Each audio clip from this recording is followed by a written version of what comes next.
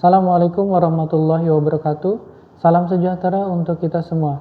Salam bela negara. Baik, izin memperkenalkan diri, nama saya Fahrudin. Saya merupakan dosen Teknik Mesin UPN Veteran Jakarta. Dalam kesempatan ini, saya akan menjelaskan mata kuliah yang saya ampu, yaitu mata kuliah energi terbarukan. Mata kuliah tersebut merupakan mata kuliah wajib pilihan untuk konsentrasi konversi energi. Adapun pemaparan dalam video ini merupakan pernyataan diri dosen untuk kinerja Tridharma Perguruan Tinggi atau disingkat dengan PDD UKT PT yang merupakan unjuk kerja sebagai bukti Tridharma Perguruan Tinggi pada bidang pengajaran, di mana pada bidang pengajaran ini menggunakan metode yang namanya DIE, di mana di yang pertama itu adalah delivery, di mana tujuannya itu adalah bagaimana kita mendeskripsikan dari mata kuliah itu sendiri, materi perkuliahan, sistem perkuliahan, dan metode perkuliahan yang kita ampu. Untuk E itu adalah interaction. Ini berkaitan dengan bagaimana kita berinteraksi selama di dalam pelaksanaan proses belajar mengajar di dalam kelas. Yang terakhir itu adalah E, yaitu assessment. Asesmen di sini adalah bagaimana kita memberikan penilaian terhadap mahasiswa secara objektif. 3 metode tersebut itu tergambar di dalam rencana pembelajaran yang akan saya ampu. Untuk identitas mata kuliah itu sendiri, yang pertama program studi Teknik Mesin UPN Veteran Jakarta untuk program studi sarjana dengan kode mata kuliah yaitu TKM 120607 semester 7. Nama mata kuliah itu adalah energi terbarukan. Beban SKS-nya itu adalah 3. Kategorinya ini adalah mata kuliah wajib, dan sebagai pengampu saya sendiri. Untuk deskripsi mata kuliah tersebut, mata kuliah ini merupakan membahas prinsip dasar, potensi, teknologi konversi, serta tantangan penerapan berbagai sumber energi terbarukan seperti energi surya, biomasa, mikrohidro, panas bumi, dan angin. Mahasiswa akan mempelajari konsep saintifik dan rekayasa yang mendasari sistem energi terbarukan, serta kemampuan menganalisis data dan merancang eksperimen untuk mengevaluasi performa sistem tersebut. Melalui proyek berbasis tim, mahasiswa juga akan mengembangkan purwarupa turbin angin skala kecil yang mencakup aspek desain, fabrikasi, dan uji kinerja. Mata kuliah ini bertujuan membekali mahasiswa dengan pengetahuan teknik dan keterampilan praktis yang relevan dalam transisi energi yang berkelanjutan, sekaligus menumbuhkan kemampuan bekerja mandiri maupun di dalam tim. Adapun CPL yang diberikan dari program studi teknik mesin untuk capaian pembelajaran lulusan, di mana program studi teknik mesin ini memiliki 13 CPL, akan tetapi yang dikaitkan dengan mata kuliah energi terbarukan itu ada 3. Yang pertama itu adalah CPL 5, di mana CPL 5 ini mampu menguasai dan menerapkan pengetahuan matematika, ilmu pengetahuan alam, prinsip rekayasa, dan teknologi untuk mengidentifikasi, merumuskan, dan menyelesaikan permasalahan di bidang teknik mesin. CPL 9 mampu merancang dan melakukan eksperimen, menganalisis, serta menginterpretasi data secara akurat untuk mendukung menyelesaikan masalah rekayasa dan pengambilan keputusan teknik berbasis data. CPL 10 yaitu mampu bekerja secara mandiri maupun di dalam tim, multidisiplin serta efektif, berperan aktif dalam kolaborasi, serta menunjukkan tanggung jawab dan kepemimpinan dalam menyelesaikan tugas dan proyek rekayasa. Adapun capaian pembelajaran mata kuliah atau CPMK, setelah menyelesaikan mata kuliah ini, mahasiswa harus mampu, yang pertama sebagai CPMK yaitu mahasiswa mampu menjelaskan dan menerapkan prinsip ilmiah rekayasa utama pada teknologi energi terbarukan. CPMK yang kedua yaitu mahasiswa mampu merancang, melaksanakan, dan menganalisis eksperimen untuk menilai kinerja sistem energi terbarukan.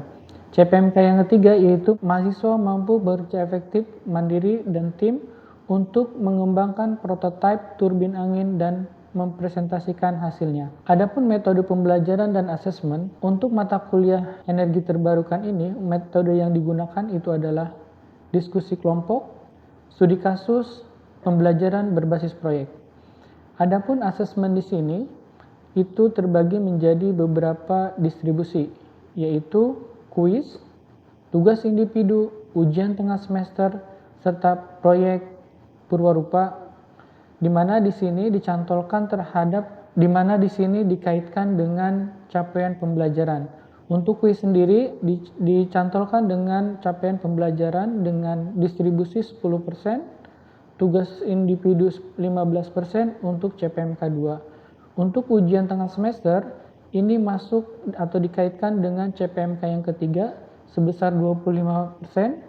Untuk proyek sendiri, ini terbagi menjadi 3 bagian pada capaian pembelajaran ketiga, yaitu proyeknya itu sendiri itu adalah 25%, presentasi 15%, dan hasil ataupun laporan 10%, sehingga ini untuk capaian pembelajaran mata kuliah yang ketiga ini 50%. Adapun kompetensi dan materi pembelajaran selama 16 kali tatap muka, di mana minggu yang pertama ini masuk ke dalam CPMK yang pertama. Untuk topiknya adalah pengantar energi terbarukan dan konteks global nasional. Untuk minggu yang kedua ini masuk ke dalam CPMK yang pertama, yaitu topik yang dibahas energi surya, dasar dan aplikasi. Untuk minggu ketiga ini masuk ke CPMK yang pertama dengan topik desain sistem fotovoltaik, energi, efisiensi, dan ekonomi. Untuk minggu yang keempat ini masuk ke CPMK yang pertama dengan topik bahasan yaitu energi biomasa dan bioenergi. Untuk pertemuan yang kelima, ini masuk ke dalam CPMK yang pertama dengan materi yaitu pembangkit mikrohidro. Untuk pertemuan yang keenam, ini masuk ke dalam CPMK yang pertama dengan topik atau pembahasan yaitu energi panas bumi dan pompa kalor. Untuk pertemuan yang ketujuh, ini adalah masuk ke dalam CPMK yang pertama, yaitu dengan topik dasar-dasar energi angin dan batas Blades. Untuk yang pertemuan ke-8 ini merupakan ujian tengah semester, di mana pertemuan 1 sampai dengan 7 ini akan dilakukan asesmen di ujian tengah semester. Adapun pertemuan yang ke-9 ini masuk ke dalam pertemuan ke-9 masuk ke CPMK yang kedua dengan topik bahasan yaitu aerodinamika turbin angin dan profil airfoil. Pertemuan ke-10 yaitu CPMK yang kedua ini dengan topik mendesain turbin angin, BEM, dan tip speed ratio. Pertemuan yang ke-11 ini masuk ke CPMK yang kedua dengan topik bahasan analisis sumber daya angin dan distribusi Weibull. Pertemuan ke-12 dengan CPMK yang kedua dengan topik yaitu pengujian dan kalibrasi blade turbin. Untuk pertemuan yang ke-13 ini masuk ke dalam CPMK yang ketiga. Dengan topik bahasan ini adalah manajemen proyek dan persiapan prototipe. Dan pertemuan ke-14 dengan CPMK yang ketiga yaitu dengan topik fabrikasi dan perakitan prototipe turbin. Pertemuan ke-15 untuk CPMK ketiga ini dengan topik bahasan yaitu arah kebijakan energi nasional dan demo uji kinerja prototipe turbin angin. Pertemuan ke-16 ini masuk ke CPMK yang ketiga juga, yaitu proyek purwarupa, di mana di sini nanti akan dilakukan asesmen dan ada beberapa perbaikan-perbaikan yang perlu dilakukan serta laporan akhir dari proyek itu sendiri. Adapun aktivitas pembelajaran, di mana di UPN Veteran Jakarta ini ada 3 bagian, yaitu tatap muka, non tatap muka, dan asesmen. Nah, untuk mata kuliah energi terbarukan ini, untuk tatap muka saya memilih ataupun saya sebagai dosen memilih yaitu yang pertama itu adalah ceramah dalam kondisi tatap mukanya. Untuk non tatap muka ini tugas mandiri ya, bisa berupa studi kasus, terus tugas kelompok ya, proyek itu sendiri. Terus non tatap muka berikutnya adalah persiapan kelas. Untuk aktivitas pembelajaran asesmen di sini ada kuis, ada presentasi, ada ujian tengah semester, dan yang terakhir adalah proyek purwarupa dari proyek yang dilaksanakan. Adapun rubrik penilaian sejawat dalam kelompok, ini ada aspek yang dinilai juga, kontribusi kerja, tanggung jawab, kerja sama tim, dan inisiatif. Nah, ini semua dijadikan satu kesatuan di dalam penilaian rubrik Purwarupa tersebut atau proyek yang dibuat. Adapun untuk deskripsi tugas dari mahasiswa, di sini terbagi menjadi dua, yaitu tugas kelompok dan tugas individu. Yaitu untuk tugas kelompok ada topik ya, topik dalam Purwarupa yaitu berkelompok 5 sampai dengan 7 orang. Untuk hasil kerja penilaian, ini ada laporan proyek, demonstrasi, presentasi desain. Untuk tugas individu, ini diberikan pengalaman untuk melakukan analisis dan evaluasi terhadap implementasi energi terbarukan yaitu turbin angin. Adapun referensi yang dimasukkan dalam mata kuliah energi terbarukan, ini ada dari segi buku dan jurnal. Di mana dari jurnal sendiri ini memasukkan jurnal dosen pengampu dari mata kuliah tersebut atau saya sendiri kayak begitu, dari beberapa penelitian dan pengabdian kepada masyarakat. Setelah itu dilakukan validasi daripada rencana pembelajaran semester tersebut, divalidasi oleh dosen pengampu mata kuliah tersebut, divalidasi oleh Kaprodi dan divalidasi oleh dekan. Selanjutnya saya akan memberikan gambaran proses pembelajaran di dalam kelas. Oke, baik. Assalamualaikum warahmatullahi wabarakatuh. Salam sejahtera untuk kita semua. Selamat sore semuanya. Salam bela negara. Oke, baik, di kesempatan sore hari ini kita akan mengulas kembali ataupun kita akan belajar kembali di mata kuliah untuk energi terbarukan, kayak begitu ya. Sebagaimana kita kemarin sudah belajar tentang energi terbarukan, yaitu tentang energi surya. Hari ini kita akan belajar energi terbarukan, yaitu energi angin itu sendiri, kayak begitu ya. Nah, sebelum jauh kita melangkah mengenai energi angin itu sendiri, di dalam proses pembelajaran ini ada beberapa yang perlu saya sampaikan, di mana mahasiswa nantinya bisa mendapatkan apa dari perkuliahan itu sendiri, kayak begitu ya, atau capaian pembelajaran dari mata kuliah itu sendiri. Terutama untuk pertemuan kita hari ini, yaitu adalah bagaimana energi angin itu sendiri, kayak begitu ya, untuk capaian pembelajarannya. Di sini tujuan daripada kita belajar turbin angin itu sendiri, yang pertama adalah mahasiswa ini memahami konsep dasar daripada turbin angin itu sendiri, ya, sebagai salah satu teknologi konversi energi. Terus yang kedua adalah mengenali dan membedakan berbagai jenis turbin angin, kayak begitu ya, karena kita tahu bahwasanya turbin angin itu ada jenisnya, kayak begitu ya. Terus mahasiswa juga bisa memahami, bisa menganalisis karakteristik dan dinamika kecepatan angin, termasuk faktor geografis dan meteorologis yang mempengaruhi potensi angin dari suatu lokasi, kayak begitu ya. Karena di setiap lokasi itu angin berbeda-beda tentunya ya. Angin pantai dengan angin yang ada di perkotaan tentunya berbeda-beda itu sendiri. Terus berikutnya mahasiswa mampu menjelaskan bagian-bagian utama dari sistem turbin angin ya, seperti rotor, bilah, generator, gearbox ya, ada menara dan sistem kendali serta fungsi masing-masing dalam menghasilkan energi listrik. Yang terakhir, di pertemuan ini Anda diharapkan mampu mengevaluasi performa daripada turbin angin itu sendiri, kayak begitu ya, mulai dari daya yang dihasilkan, coefficient power yang dihasilkan, torsi yang dihasilkan. Oke, sebelum jauh sana kita akan belajar bagaimana turbin angin ini hadir, kayak begitu ya.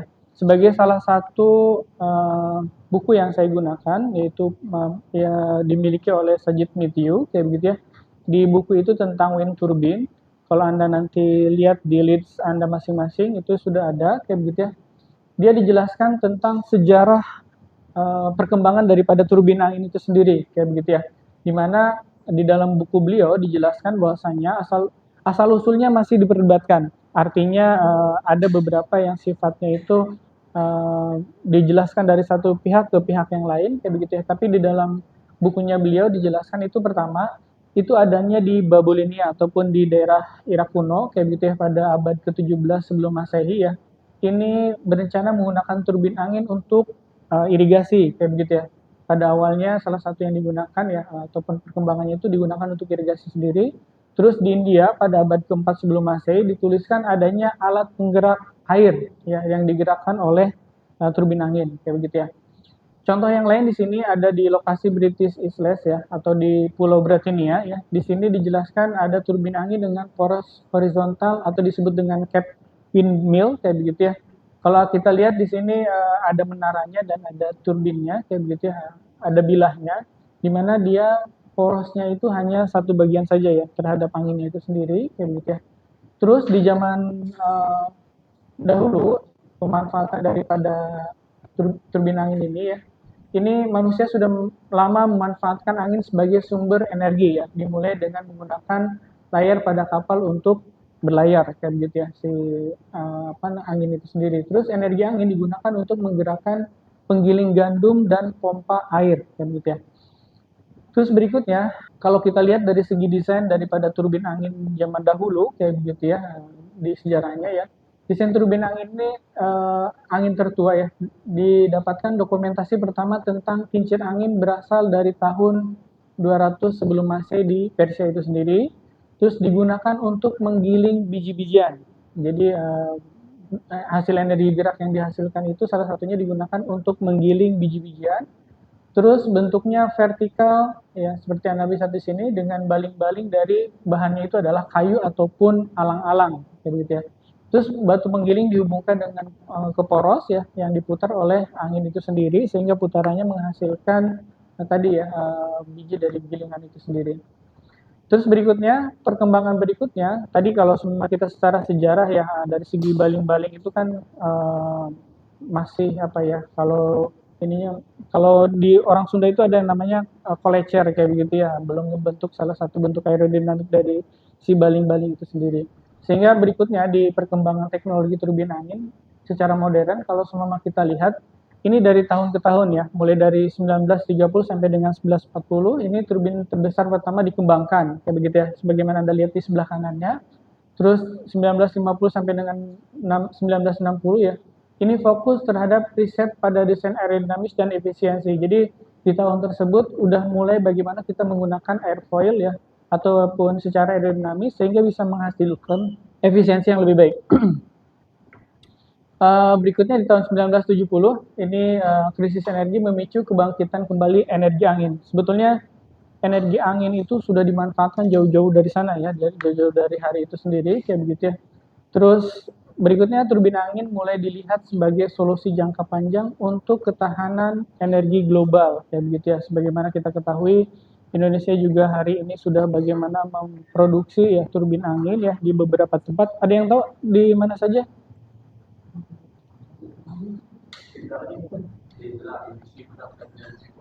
Oke, di daerah Sidrap dan Janeponto karena itu yang paling besar ya di Sidrap sendiri sekitar 75 megawatt ya. Sementara untuk yang betul ya di Janeponto itu sekitar 72 megawattan kan gitu. Itu salah satu yang dimanfaatkan hari ini. Meskipun salah satu yang kemarin kalau kita belajar di studio juga sudah mulai dimanfaatkan. Oke, baik. Berikutnya adalah bagaimana kita bicara tentang kapasitas terpasang energi angin dalam satuan megawatt, kayak begitu ya, di berbagai wilayah di dunia, kayak begitu ya. Di bukunya Sajid Mitio ini dijelaskan, sebagaimana Anda lihat di sini. Nah, di sini kita lihat paling besar itu di daerah Eropa, kayak begitu ya. Setelah itu ada di bagian North America. Setelah itu di North America, kayak begitu. Setelah itu ada di Asia. Setelah itu ada di bagian Pacific region kayak begitu ya. Terus ada di bagian Middle East and Africa kayak begitu. Setelah itu ada di Amerika Latin kayak begitu ya. Kalau Anda lihat di sini. Nah, sebetulnya kalau semua kita lihat dari grafik yang ditampilkan kayak begitu ya. Ini secara global ya kita lihat sebetulnya tidak merata kayak begitu ya. Kalau kita lihat sebetulnya ini saya mohon maaf ya, ini ada kesalahan, harusnya North America dan Eropa ini memimpin utama kayak begitu ya. Sehingga kalau kita bisa katakan untuk investasi dan dukungan kebijakan wilayah dengan kapasitas rendah agar energi angin bisa jadi sumber listrik masa depan yang merata kayak begitu ya. Ini menurut bukunya Sajid Mitio ya. Jadi kalau semua kita lihat ini sebaran-sebarannya kayak begitu ya. Terus berikutnya turbin angin ini diklasifikasikan menjadi dua. Yang pertama itu adalah jenis turbin horizontal dan yang kedua adalah jenis vertikal, kayak begitu ya. Kalau kita lihat dari gambar yang ada di sini, Untuk yang jenis horizontal itu sesuai dengan arah sumbunya itu sendiri, begitu juga dengan arah yang vertikal, kayak begitu, sesuai dengan arah sumbu daripada si turbin angin itu sendiri. Nah, kalau kita lihat untuk yang turbin yang horizontal, kayak begitu ya, atau horizontal wind turbine, kayak begitu ya, ini terbagi menjadi 4 bagian, kayak begitu ya. Yang pertama ada bagian single blade, two blade, three blade, sama multi blade turbine, kayak begitu ya. Anda lihat di sini, kalau yang single blade ini mungkin secara harga bisa dikatakan dia murah, kayak begitu ya. Terus sudah gitu dia hemat bahan untuk pembuatan bilahnya itu sendiri karena hanya satu bilah, kayak begitu ya. Terus dia juga memiliki drag loss yang paling rendah. Terus yang kedua adalah two blade ataupun 2 bilah. Kalau Anda lihat di sini ini lebih efisien dari satu bilah ya tentunya. Terus dia juga masih jarang digunakan secara komersial, kayak begitu ya. Terus yang ketiga atau three blade ini kalau kita lihat dari segi aerodinamisnya dia lebih stabil tentunya. Terus berikutnya ini banyak juga digunakan ataupun dikomersilkan itu sendiri. Terus yang terakhir itu adalah multi blade, artinya banyak bilahnya itu sendiri, kayak begitu ya. Ini banyak digunakan untuk skala kecil ataupun untuk aplikasi irigasi di daerah pedesaan, kayak begitu ya. Kalau Anda lihat di beberapa negara kayak di Amerika itu, ini masih suka ditemui, kayak begitu ya. Terus berikutnya, kalau kita bicara tentang turbin angin yang vertikal, ini jenisnya termasuk banyak juga dan pengembangannya juga termasuk banyak, kayak begitu ya. Kalau Anda lihat di beberapa jurnal, kayak begitu ya, mungkin salah satu jurnal yang sudah saya buat juga Anda bisa jadikan referensi, ini jenisnya adalah jenis yang turbin cross flow, kayak begitu ya, untuk yang jenis vertikalnya, kayak begitu ya. Nah, untuk yang jenis turbin angin sumbu vertikal ini, dia bisa menerima dari semua arah angin, kayak begitu ya, lebih efisiensi juga, kayak begitu ya, dan ini bisa digunakan pada kecepatan angin yang rendah, kayak begitu ya. Ini saya demokan salah satu turbin angin, ini adalah yang jenis yang Savonius, kayak begitu ya. Kalau Anda lihat yang jenis Savonius ya, yang ini kayak begitu ya, jenis rotor Savonius, kayak begitu, dia memiliki 2 bilah bagian ya. Kalau sebetulnya ini ada sisi positif sama sisi negatifnya, kayak begitu ya. Terus ada juga yang jenis Darius rotor, kayak begitu ya. Terus ada yang jenis H-rotor, dan yang terakhir ada jenis yang cross flow, kayak begitu ya. Nah, kalau Anda lihat, perhatikan turbin angin yang Savonius ini ada 2 bagian, kayak begitu ya. Dia bisa berputar ketika dia bisa menerima angin dari manapun arahnya, kayak begitu ya. Saya contohkan di sini, saya tiup ya.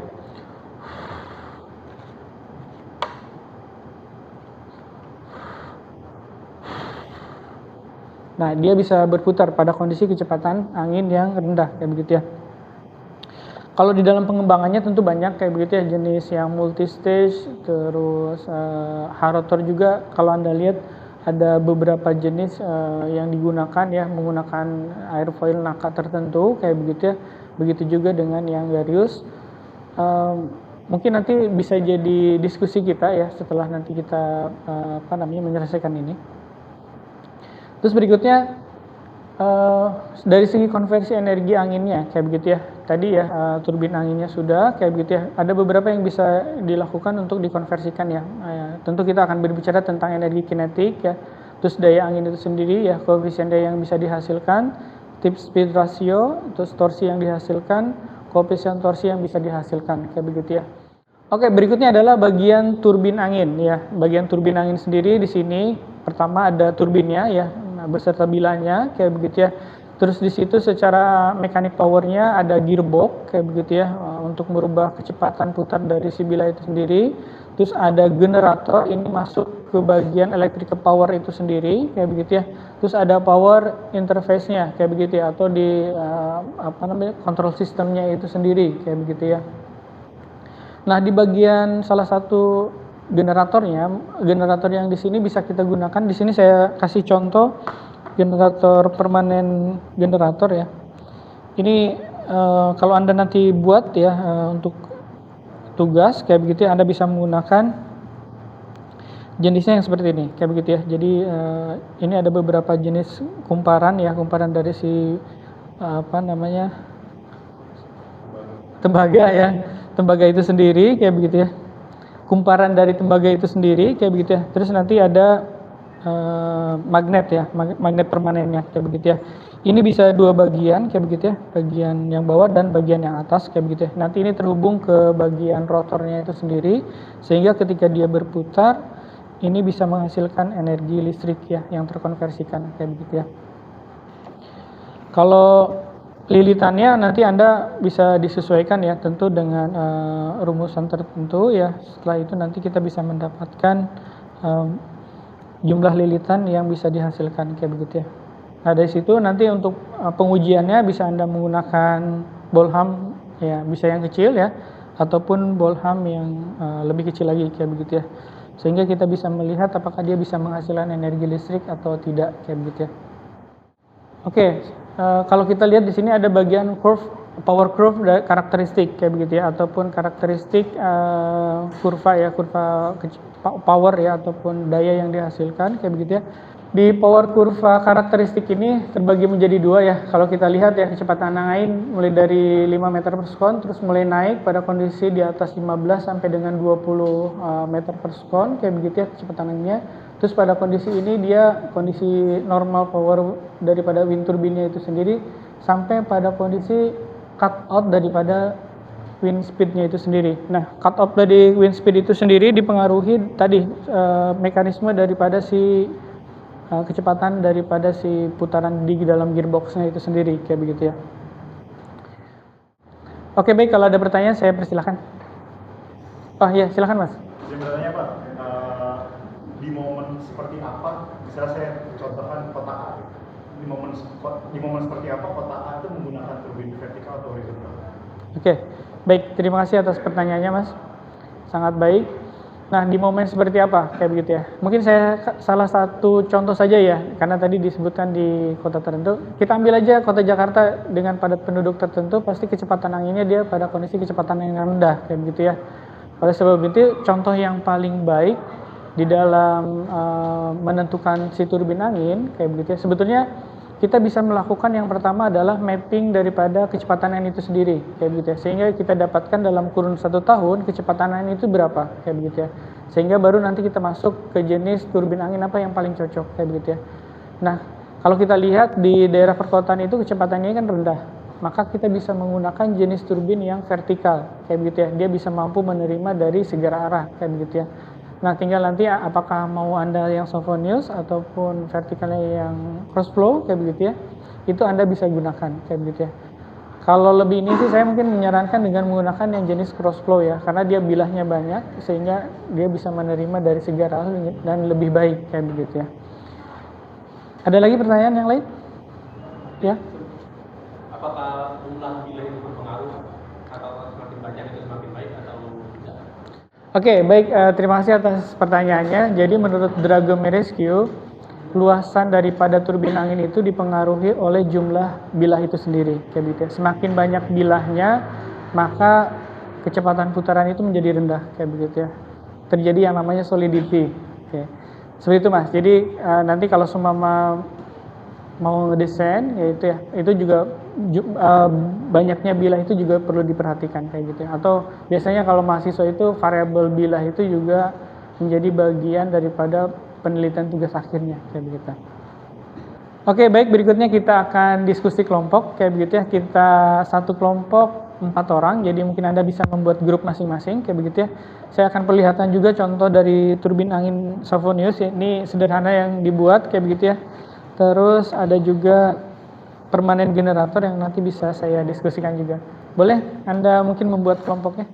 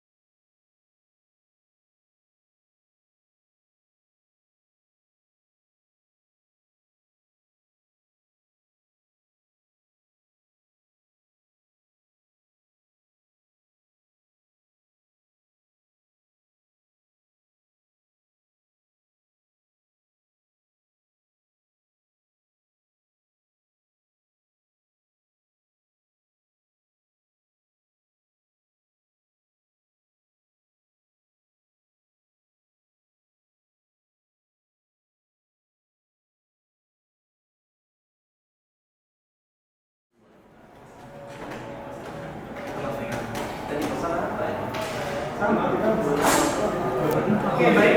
Kita sudah berakhir di perkuliahan kita.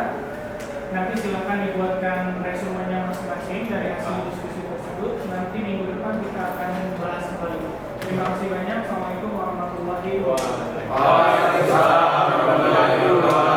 Salam negara. Salam negara. Demikianlah pernyataan diri dosen untuk kinerja Tridharma Perguruan Tinggi. Terima kasih banyak. Assalamualaikum warahmatullahi wabarakatuh. Salam bela negara.